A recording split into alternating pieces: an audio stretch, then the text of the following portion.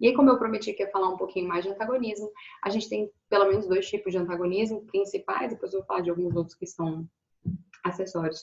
O antagonismo competitivo e o não competitivo. O competitivo é exatamente o que eu já tentei explicar para vocês, né? Aqui eu tenho uma representação de uma membrana celular, bicamada lipídica, né? Um receptor aqui. Nesse caso, isso aqui está tentando imitar um canal iônico, tá? A gente tem canais iônicos modulados por voltagem, canais iônicos modulados por ligante. Esse aqui seria um exemplo de um canal iônico modulado por ligante. Muito parecido isso aqui com o receptor nicotínico de acetilcolina, né? Um canal sódio. Quando eu ligo uma acetilcolina aqui e outra aqui do outro lado, que não está representada na figura, eu abro esse canal de sódio, né?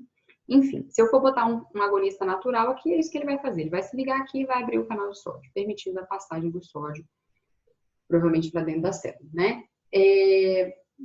Dependendo do momento que essa célula se encontrar. Se eu tenho um agonista natural, ele se liga e permite a abertura do canal. O que o antagonista competitivo faz? Como o nome diz, ele compete. Ele se coloca aqui e isso dificulta a ligação do agonista. Ele impede totalmente a ligação do agonista? Não. O agonista pode se ligar. Lembra sempre que essa reação tem 2 sentidos. O antagonista ele não vai ali, não vai ficar grudado para sempre. Ele interage, para de interagir, interage, para de interagir. É aquela reaçãozinha com 2 sentidos que a gente viu, cadeia, a lei de ação de massa. Mas eu diminuo matematicamente a probabilidade do agonista conseguir se ligar, né? Porque eu vou ter um monte de receptores, um monte de antagonistas e uma quantidade de agonistas que vai ter que vencer essa competição, né? Se a gente for transferir isso para um gráfico, a gente vai ver um gráfico mais ou menos assim. Aqui no eixo X, a concentração tanto do agonista quanto do antagonista, e aqui a porcentagem de resposta. A linha pretinha aqui de baixo, né, meio cinza, ela representa o antagonista isolado. O antagonista não gera resposta no receptor, lembra? Porque ele tem afinidade, mas ele não tem eficácia de resposta. Então, o antagonista isolado gera 0% de resposta. Mas o agonista isolado gera 100% de resposta, né? Eu sento aqui, 100% de resposta. O que vai acontecer num sistema em que eu tenha meus receptores e já tenha meu agonista e eu coloque o meu antagonista, que é essa linha do meio, né? Quando eu misturo agonista com antagonista. Olha o que acontece. Eu preciso agora de uma concentração maior de agonista para chegar no mesmo efeito. Lembra que a gente viu a potência, né, dada como 50% do efeito máximo, ou ligação em 50% dos receptores? Aqui, né, na linha azul clara, eu tinha nessa concentração aqui, né, vamos marcar aqui visualmente, eu já tinha metade da resposta máxima, certo? Agora, quando eu botei o antagonista no sistema, o que eu precisei? Eu precisei colocar muito mais agonista, a concentração de agonista mudou, aumentou daqui para cá, para que eu obtivesse os mesmos 50% de efeito, tá?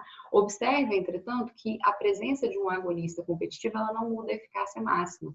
Aí é que é legal vocês lembrarem, né? Por que chama competitivo? Porque aqui está havendo competição, mas o agonista ainda pode vencer. Como que ele venceu aqui? Eu não sei se vocês têm facilidade com gráfico. Quem tem facilidade com gráfico vai ver mais fácil. Quem não tem vai ter que se concentrar um pouquinho mais, mas não é difícil. Esse agonista venceu, ele chegou no 100%, mas ele precisou de uma concentração muito maior. Então, ele é uma competição, mas o agonista pode vencer. Ele só precisa aumentar a concentração. Perceba que aqui a eficácia máxima foi mantida, mas eu precisei agora dessa quantidade de agonista, enquanto antes, aqui, ó, com muito menos agonista, eu já tinha uma resposta máxima, tá? Bom, e esse gráficozinho é do Golan, tá? Só para vocês entenderem quando vocês forem estudar pelo livro. E aqui, esse é do Hang Day, tá? Tá dizendo a mesma coisa, né? Um antagonismo competitivo ou reversível. Como é que isso funciona? Se eu tenho só agonista, eu chego muito rápido aqui na eficácia máxima. Conforme eu vou colocando concentrações maiores de antagonista, e aqui ele coloca 1, 10, 100, 1000, eu vou precisando de cada vez mais concentrações do meu agonista para chegar... A concentração do agonista está representada aqui, né? E ele está botando a concentração do antagonista nesses númerozinhos aqui, tudo bem? No meio do gráfico. Então, ele vai dizendo, olha, eu estou precisando de cada vez mais antagonista para chegar, desculpa, cada vez mais agonista para chegar na eficácia máxima na presença do antagonista. Mas perceba que a eficácia é mantida, tá? Mantida ficou aqui atrás do vídeo, mas aí está escrito mantida para vocês. Bom, e tem o antagonismo competitivo, também tem o não competitivo. Como é que funciona o não competitivo? Pode funcionar de 2 formas, né? Nesse primeiro exemplo, esse antagonista se ligou aqui e está muito parecido com a figura anterior, perceba? Mas agora esse X está representando o que pra gente, né? Esse antagonista, uma vez ligado aqui, ele não desliga. Isso seria um exemplo, que é até relativamente raro, de algum antagonista que faz ligação covalente com seu receptor, né? A aspirina é um exemplo, mas temos poucos exemplos, tá? De fármacos que fazem ligação covalente com o receptor. De todo modo, um antagonista não competitivo que atue dessa forma, ele não permite mais a competição. O agonista agora não tem como ganhar, né, essa competição, é impossível. Por quê? Porque o antagonista, uma vez colocado ali, ele nunca mais vai sair desse receptor. Professora, nunca mais, socorro. Não, claro que essa proteína de membrana ela pode ser substituída, essa enzima também pode ser substituída, mas aquela molécula ali, né, ela não funciona mais. O antagonista se ligou, e lembra que ele não gera resposta biológica, né, então ele impediu qualquer ação ali desse canal, nesse exemplo, né, desse receptor, e impediu que esse agonista jamais se ligasse aqui. Uma outra forma de antagonismo não competitivo, que é muito também usual e essa é mais usual, é a modulação por receptor alostérico. Aí, de repente, se você não sabe o que é alosteria, talvez seja bom você pausar o vídeo e dar uma procurada. Você acha que foi facinho na internet, no Google, mas eu vou tentar te dar uma explicaçãozinha superficial aqui, tá? Quando tem um sítio alostérico numa enzima, esse sítio ele é secundário, ele não é responsável, ou no receptor, ele não é responsável pela ação principal daquele receptor ou daquela enzima, mas ele interfere na ação principal. Vamos tentar ver isso aqui na figura. O receptor principal aqui é esse daqui de cima, que eu estou apontando com o mouse, em que está se ligando a esse quadradinho, que é o agonista. Se ele é o receptor principal, e eu já disse para vocês que isso aqui está representando o canal iônico, então o canal iônico depende dessa ligação para se abrir ou se fechar, depende de que canal iônico foi esse e que agonista foi esse, tá? O fato é, isso aqui quadradinho se liga e eu abro ou fecho o canal. Então perceba que essa molécula, o agonista, está controlando a ação principal do meu canal, que é abrir ou fechar. Essa é a função principal do meu canal, né? E quem controla é o agonista. O antagonista que está ligado aqui no sítio alostérico, né? Então, algumas enzimas possuem esses sítios secundários. O que acontece se só o antagonista se ligar aqui nesse sítio? Nada. Imagina aqui na sua figura que não tem o quadradinho, tá? Só tem o antagonista. O que vai acontecer? Nada. Não vai acontecer absolutamente nada. Ah, professor, mas e se tiver só o agonista? Se tiver só o agonista, esse canal, a ligação do agonista nesse sítio faz com que o canal se abra ou se feche. Mas se só tiver o antagonista, o canal não se abre, não se fecha. Então, perceba, o antagonista, nesse caso, né, que está no sítio alostérico, o ligante de um sítio alostérico não controla a função principal daquela proteína ou daquela enzima, mas interfere nessa função. Nesse exemplo aqui, como que interfere? Se eu estou dizendo que é um antagonista, é porque quando o antagonista está ligado aqui, eu tenho maior dificuldade de ligação do agonista nesse sítio de cima. Eu sempre gosto de brincar com as formas geométricas, né? Então, você imagina que você tem lá o seu agonista que está representado assim, né? Como um triângulozinho para cima, né? O quadrado vem e se encaixa aqui em uma das pontinhas do quadrado. Se o meu sítio alostérico está aqui, ele está vazio, o sítio primário está assim, perfeito para encaixar um quadradinho. Mas na hora que eu tiver aqui no sítio alostérico o encaixe de um antagonista, isso vai modificar esse meu sítio principal. E aí agora, com o antagonista aqui, o agonista não consegue mais entrar, ele não se encaixa, tá? Então, é por aí que a coisa funciona, dá pra gente entender pensando assim. Como é que isso fica no gráfico? Bom, no gráfico, eu também não tenho nenhum efeito na mesma porcentagem de resposta e concentração. O antagonista isolado não faz nada, não gera resposta biológica naquele receptor. O agonista isolado gera 100% de resposta, mas quando eu jogar o antagonista no sistema, mesmo que eu aumente as concentrações do agonista, eu nunca mais vou chegar no efeito máximo, né? Enquanto tiver antagonista ali, eu não vou chegar no efeito máximo. Pensa aqui no que eu estava te falando, né? Se o antagonista se liga aqui, ele pode até entrar e sair, né? Porque a ligação não precisa ser covalente. Covalente é esse exemplo aqui de cima, certo? Mas se uma vez que o meu antagonista está aqui, esse sítio principal, ele está modificado. Então, não adianta colocar mais desse, né? A única coisa que resolveria seria tirar esse aqui para o meu sítio principal voltar ao normal, porque na presença do antagonista, ele não está propício à ligação com o agonista. Ou seja, a eficácia máxima não é mantida, né? A partir do momento que eu tenho a presença do meu antagonista, eu perco eficácia máxima inevitavelmente, certo? Então, esses são os antagonismos que a gente chama de antagonismos de receptor, competitivo e não competitivo. Existem outros tipos de antagonismo que não são antagonismo do receptor, né? Também tem antagonismo sem receptores. Essa figura é boa para a gente revisar tudo que a gente viu até agora de antagonista.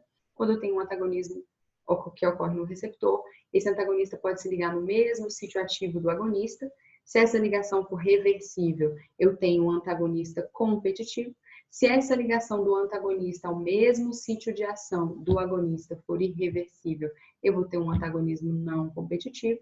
A gente mostrou no nosso último exemplo, né? E se o meu antagonista se ligar em um sítio alostérico, não adianta. Independente da ligação ser reversível ou irreversível do antagonista no sítio alostérico, eu vou ter um antagonismo que eu chamo de não competitivo. E o que são os antagonistas sem receptores? Eu também posso ter antagonismo químico e antagonismo fisiológico. Percebe que o antagonista está impedindo, ele está atrapalhando o efeito do agonista, né? Nesse caso dos receptores, ele está fazendo isso por uma interação direta com aquele receptor. Mas eu também posso atrapalhar a ação do meu agonista quimicamente. Como assim? Por exemplo, eu posso ter um fármaco que interage com o outro, causando uma hidrólise, causando uma oxidação e atrapalha o efeito do outro. Isso vai acontecer geralmente numa bolsa de sangue. Imagina um paciente internado, eu coloco de soro. Eu coloco 2 medicamentos na mesma bolsa de soro, um degrada o outro, oxida, hidrolisa, né? Qualquer uma dessas reações, e aí eu nem tenho mais aquele fármaco para agir. Isso seria um exemplo de antagonismo químico. Também posso pensar em antagonismo químico com os processos lá da farmacocinética, né? Tomei, por exemplo, tetraciclina e tomei um fármaco que tem cálcio, um suplemento à base de cálcio. O que vai acontecer? O cálcio impede a absorção da tetraciclina. Então, perceba que aqui houve uma reação química entre o cálcio e a tetraciclina. Os dois eles se interagem, eles gostam, né, de interagir, porque a tetraciclina tem essa propriedade de interagir com metais bivalentes, e isso faz com que a tetraciclina não possa mais ser absorvida. Então, o que gerou esse atrapalhar o efeito? Uma reação química fora do receptor, né? E eu também posso ter antagonismo fisiológico. Por exemplo, a cafeína tira o sono. E os benzodiazepínicos, que são uma classe de medicamento, a gente tem aí medicamentos, por exemplo, como exemplo, o Rivotril, um benzodiazepínico, ele dá sono. Eles estão agindo em locais diferentes, em receptores diferentes do seu corpo, mas um tira o sono e outro dá sono. Então, eu tenho esses medicamentos interferindo em sentidos opostos na sua fisiologia. Por isso eu chamo de antagonismos fisiológicos, tá? E aí, um outro conceito importante que a gente tem é o conceito que eu vou iniciar com essa pergunta, né? 2 agonistas podem ter valores de eficácia, 2 agonistas, desculpa, com a mesma afinidade, podem ter valores de eficácia diferentes? Então, perceba, lembrando daquelas figurinhas que a gente estava conversando, né? Os 2 agonistas têm a mesma afinidade. Se você se lembra, a afinidade é a capacidade de se ligar, né? Eles podem conseguir se ligar exatamente do mesmo jeito, né? Na mesma proporção e tudo mais, mas terem eficácias diferentes? A resposta é sim. E aí, isso vai me gerar o que eu chamo de agonista pleno e agonista parcial. Vamos dar uma olhadinha nesse gráfico para a gente entender. Aqui eu tenho a concentração do meu ligante, pode ser o agonista pleno ou parcial, né? Vai aqui do 0 e vai aumentando no eixo X. Já no eixo Y, eu tenho a resposta que foi observada a partir daquela quantidade de ligante, tá? E aqui, nesse outro eixo, né, a gente pode chamar de Z, eu tenho a ocupação fracional, ou seja, a fração em que aqueles receptores foram ocupados. Eu posso ocupar 0, eu posso ocupar metade dos receptores, 0,5, eu posso ocupar todos os receptores, aquele que está representado como 1, né? O agonista total, ele começa aqui numa concentração baixa, por que só está representado aqui? Porque ele só começa a gerar resposta aqui, né? E esse gráfico também está mostrando a resposta aqui, no eixo Y. Ele, nessa concentração de 0,1, o fármaco A, o agonista pleno, ele começa a gerar resposta. Conforme eu vou aumentando a concentração, também está aumentando a ocupação fracional e eu estou aumentando a minha resposta. A ocupação fracional está representada aqui, tá? Não sei se ficou claro. Ó. Ocupação dos 2 fármacos ou das 2 drogas. Então, perceba que a ocupação deles é a mesma. Eles ocupam, tanto que é a mesma linha do gráfico, né? Tanto A quanto B estão ocupando aqui ao mesmo tempo. Não sei se isso tinha ficado claro, né? Mas aí, com essa mesma ocupação, o fármaco A, numa concentração bem baixinha, 0,01, já é capaz de começar a gerar resposta. E aqui, ó, antes de 0,1, ele já está gerando 50% da resposta, e antes de 1, ele já está gerando 100% da resposta. Já o fármaco B está ocupando os meus receptores todos igualzinho a, mas ele só começa a gerar uma respostazinha aqui, né, enquanto o A começava a gerar em 0,01 0,01. O B só começa a gerar por aqui, já bem depois. E ele só atinge, aliás, ele nunca atinge nem metade da potência, né? Metade da resposta. Então, perceba, ele ocupa o receptor, mas ele não gera resposta. A gente chama isso de agonista parcial. Isso ocorre, pessoal, por causa daquelas mudanças de conformação que eu expliquei para vocês, tá? Às vezes ele é capaz de gerar uma mudança, mas uma mudança que não é tão eficaz em modular lá aqueles receptores que a gente viu produzir MP cíclico, né? Modular aquelas respostas secundárias de segundos mensageiros ou algo do tipo, tá? Também existe o agonista inverso, né? Como é que a gente vai falar do agonista inverso? Para falar do agonista inverso, a gente primeiro tem que saber que o nosso receptor ele tem pelo menos duas conformações, a ativa e a inativa. Você talvez já tenha visto isso em fisiologia, né? Os canais eles podem estar na conformação ativa ou inativa. Um receptor, pelo que eu expliquei até agora, ele só estaria na conformação ativa na presença do agonista, né? E vazio, ele estaria sempre na conformação inativa. O que muda para a gente poder entender agonista inverso? Isso é bem recente na ciência, isso é década de 80, 90 no máximo, tá? O que a gente percebeu? Que alguns receptores, eles podem se encontrar na conformação ativa na ausência de ligante. Então, por que isso acontece? Na verdade, ninguém sabe. Imagina-se que, por exemplo, eu tive esse meu receptor estava aqui inativo, um agonista veio, tornou ele ativo, vou retestar assim, tá? Inativo e ativo. Um agonista veio, tornou ele ativo, e o agonista saiu, mas o receptor, por alguma coisa química, alguma reação química que aconteceu aqui, interação, ele não voltou, ele ficou assim. Mas não tem mais ninguém ativando ele, certo? Isso é uma das hipóteses para explicar por que como, né, que o receptor pode estar sozinho, sem nenhum agonista, e pode estar na conformação ativa, tá? O fato é, existe a possibilidade de uma fração daqueles receptores que eu tenho ali no tecido estarem em sua conformação ativa, ou seja, gerando resposta biológica, na ausência de um agonista, tá? Eu vou chamar isso de ativação constitutiva, tá aqui, tá? Então, para determinados receptores, eu tenho um alto grau de ativação constitutiva. O que é ativação constitutiva? É a capacidade que aquele grupo de receptores tem de encontrar-se na conformação ativa, na ausência de agonistas, certo? Ele está sozinho, ele está ali ativando o tecido, ativando a resposta. Posto isso, eu posso então colocar nesse receptor um fármaco que seja capaz de devolver ele para a sua conformação inativa. E se eu fizer isso, eu tenho um agonista inverso, tá? Então, eu tenho aqui, vamos tentar entender isso pelo gráfico, né? Eu tenho aqui uma resposta e uma concentração de agonista, né? Se eu não estou no zero, percebe que eu não estou no zero? Eu estou aqui, ó, o zero está aqui, né? Mais ou menos, 0, 100, e aí depois de 100 que eu começo uma outra, ele começa a contar de novo, né? De 0 a 100, mas eu tenho uma escala negativa aqui. Então, o zero estaria mais ou menos aqui, se eu for pensar em agonista inverso, né? Também posso interpretar isso aqui como zero. Mas eu posso ter uma ativação abaixo daquela que é normal, que é esperada, que estaria aqui, né? Essa ativação acontece porque eu tenho esse grau de ativação constitutiva. Então, eu já estou tendo resposta na ausência de um agonista. Está representado aqui pelo grau de ativação constitutiva. O que vai acontecer se eu colocar um agonista? O agonista ele tem afinidade pelos receptores que estão inativos. Então, já existem alguns que estão ativos, o agonista não é capaz de atuar sobre eles, o agonista é capaz de atuar sobre os receptores que estão na conformação inativa, ele se liga e ele ativa essa fração de receptores. O que vai acontecer com a resposta daquele tecido? Vai aumentar. Eu já tinha um pouquinho de resposta por causa do grau de ativação constitutiva, quando eu coloquei o agonista, essa resposta aumenta.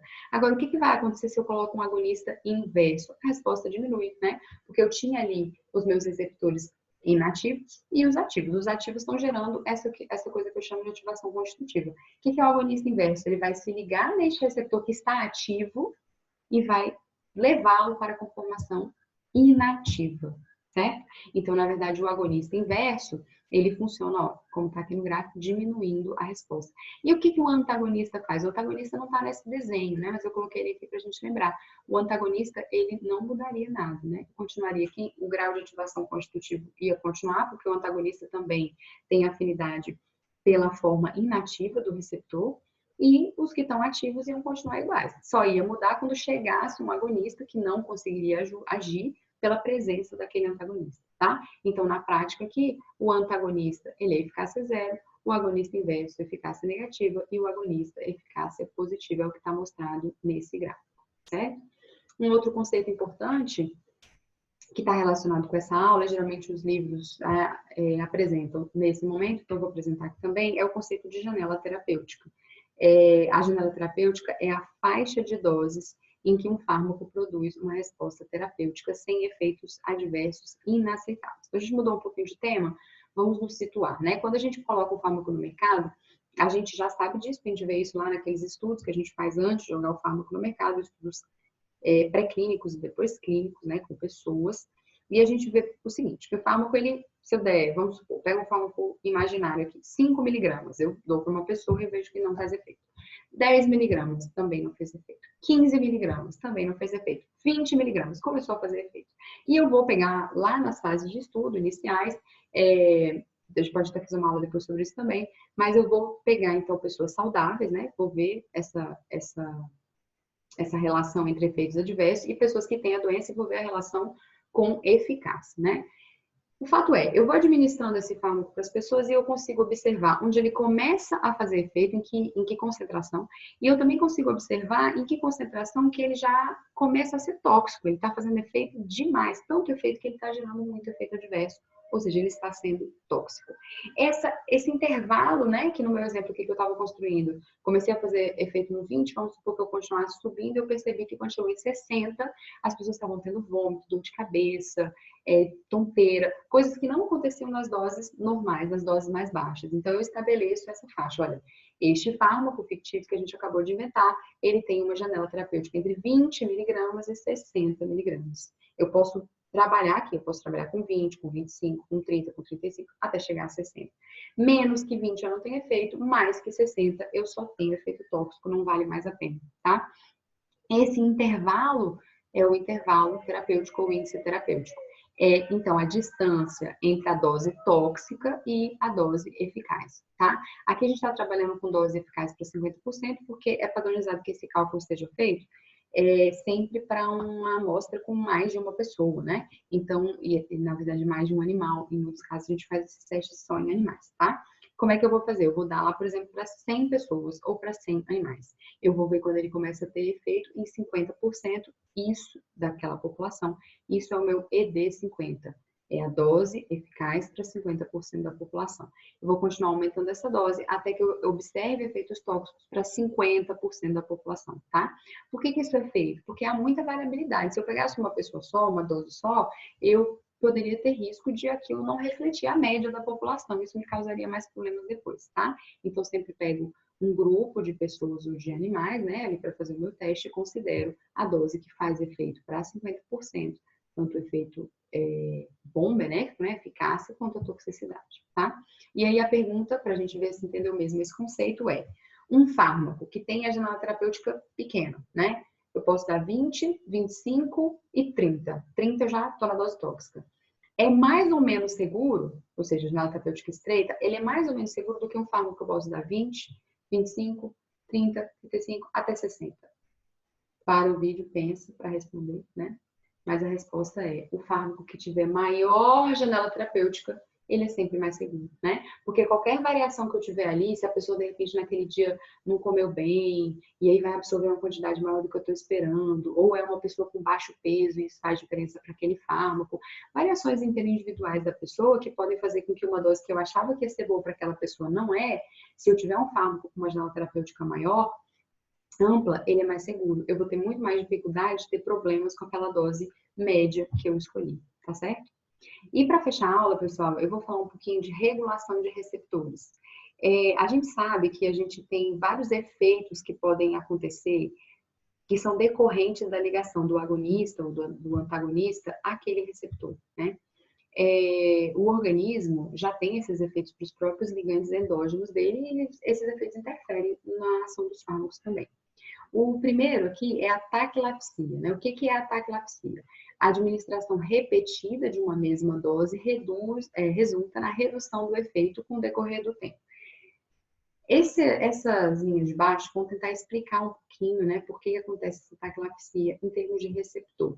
Mas isso é uma coisa que a gente sabe, tá? Que pode acontecer. Se hoje eu te dou uma dose, você melhora de um determinado problema, lá, dor. Amanhã eu te dou a mesma dose, você melhora. Depois de amanhã a mesma dose, você melhora.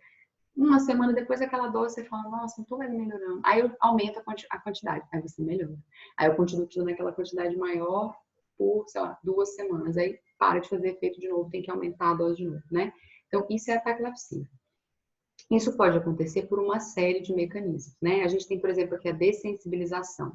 Pode acontecer a diminuição do receptor de responder àquele estímulo pelo fármaco ligante. Como eu coloquei para vocês, o receptor está aqui, o agonista, por exemplo, né? Se liga e traz ele para essa conformação. Pode acontecer de essa resposta muito frequente acabar gerando uma desorganização desse receptor. E aí, quando ele volta para a conformação inativa, ele fica, por exemplo, assim, né, um pouco diferente do que estava, de tanto que ele foi ativado, né? Eu mudei a configuração ali daquela proteína. Isso faz com que quando o receptor chegue, o agonista, desculpe, chegue no receptor, esse receptor não esteja tão sensível, por isso, dessensibilização, tá? Uma outra coisa que acontece é a inativação mesmo. Muitas vezes o receptor perde a capacidade de responder. Isso é conhecido na literatura, é relatado que às vezes eu tenho uma conformação inativa, o agonista, por exemplo, vem, se liga, eu vou para a conformação ativa. Quando o agonista sai, esse receptor volta, mas ele não volta tudo, né? Então vamos brincar aqui com a mão. Ele, ao invés de voltar para cá, que seria a conformação inativa ideal, ele fica aqui. E isso aqui não é suficiente para eu ter uma ligação efetiva dos próximos agonistas que vierem encontrar com esse receptor, né? Então, nesse caso, eu tive realmente uma inativação. Esse receptor, ele não é mais capaz de ser ativado, ele perdeu a capacidade de se ativar, né? Também tem a refratariedade, que geralmente é parecida com a inativação, mas quando eu tenho refratariedade, isso que eu acabei de explicar acontece, mas só por um período de tempo, né? Então, estou aqui inativo, veio um fármaco, se ligou no meu receptor, ele ficou ativo, o agonista já saiu, e meu receptor está voltando àquela conformação. E nesse momento ele é incapaz de ser ativado. Se chegar um outro agonista aqui, ele não consegue voltar ele para ativa. Ele precisa estar exatamente aqui, inativo, do jeitinho, tipo, intacto, do jeito que ele estava antes de começar o processo, para outro agonista conseguir modificar essa ação. Eu vou chamar esse período em que o meu receptor está voltando àquela conformação, em que ele pode ser ativado, de refratariedade. E por último, a gente tem a possibilidade de infrarregulação.